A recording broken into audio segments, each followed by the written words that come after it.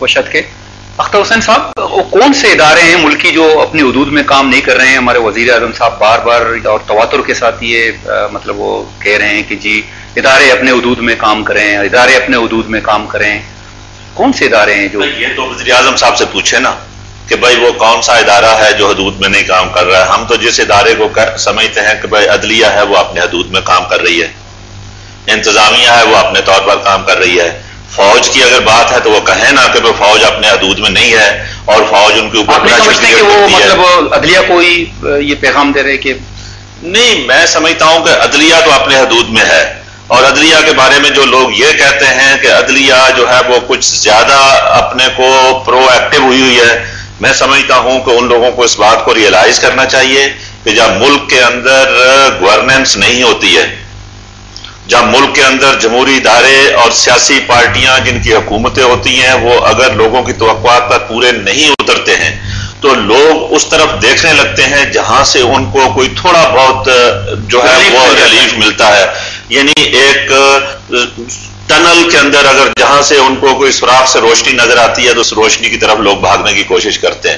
اس لیے ان کو چونکہ اگر سیاسی پارٹیاں اور سیاسی پارٹیوں کے ادارے اگر صحیح طور پر کام کر رہے ہوتے ہیں اور گورنمنٹ پولیٹیکل اور اس کے ادارے صحیح طور پر کام کر رہے ہوں تو لوگ ہر درخواست لے کے عدلیہ کے پاس نہ جائیں.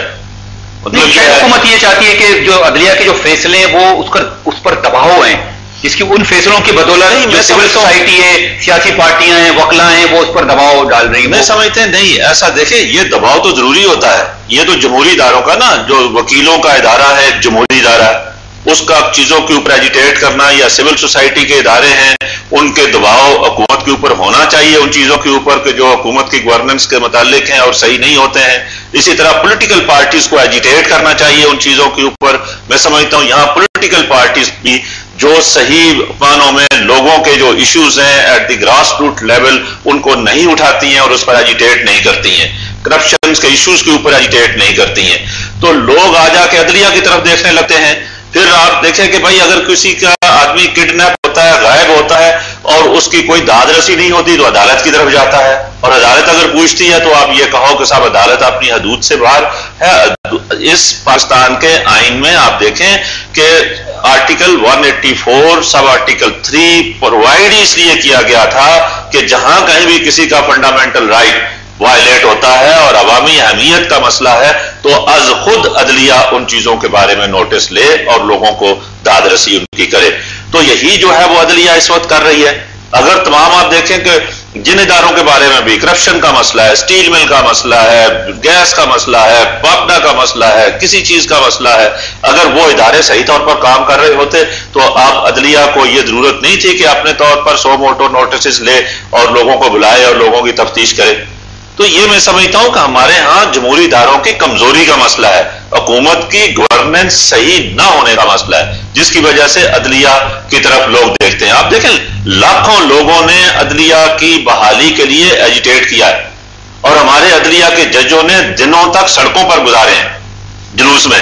اس لیے ان کا بینٹ آف مائنڈ جو موجودہ ججز ہیں ان کا ذہن بدلا ہوا ہے، پرانی عدلیہ والا نہیں ہے. دیکھیں ایک زمانہ تھا کہ لوگ کہہ رہے تھے کہ ججز کو عوام میں یا عوامی اداروں میں یا کسی ایسی پبلک جگہ پر نہیں جانا چاہیے اور ان کے اندر مکس اپ نہیں ہونا چاہیے. یہ old British Bennet of mind تھا.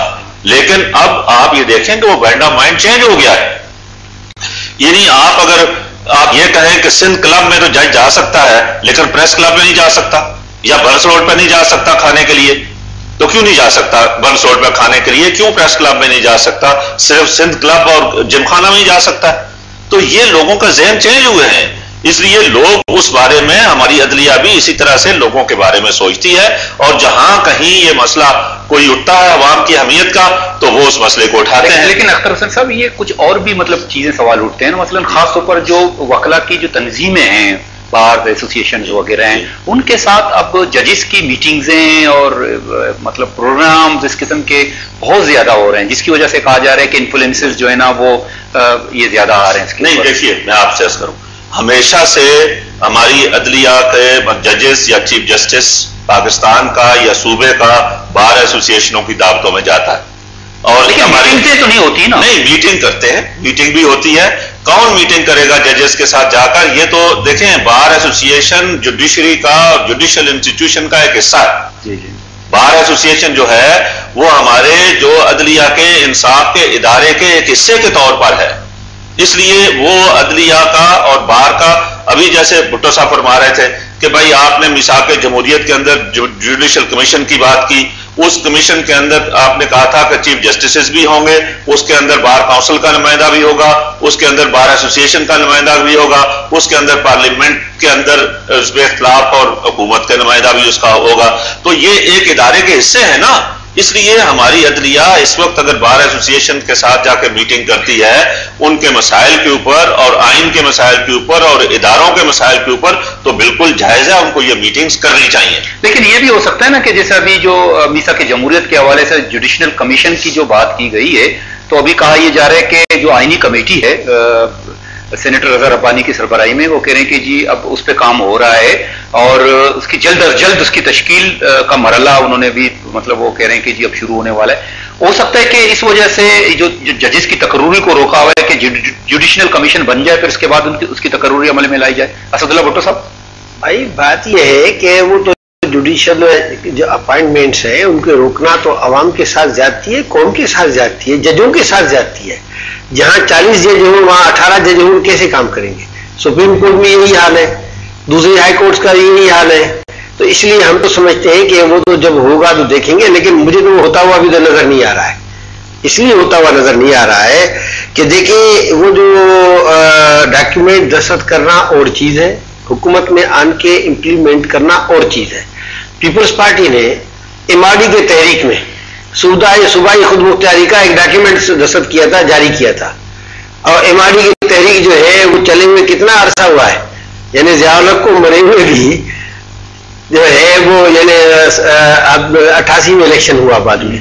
اگر 88 کے الیکشن کو دیکھا جائے تو 88 سے لے کے اب تک جو ہے کتنے سال گزر گئے، 22 سال میں انہوں نے اس ڈاکیومنٹ کو امپلیمنٹ نہیں کیا. اسی طرح سے یہ جو انہوں نے 2 سال ان کو اقتدار میں آئے ہوئے ہو گئے ہیں، تو انہوں نے کوئی اگر ان کی دلچسپی ہوتی تو کچھ کرتے.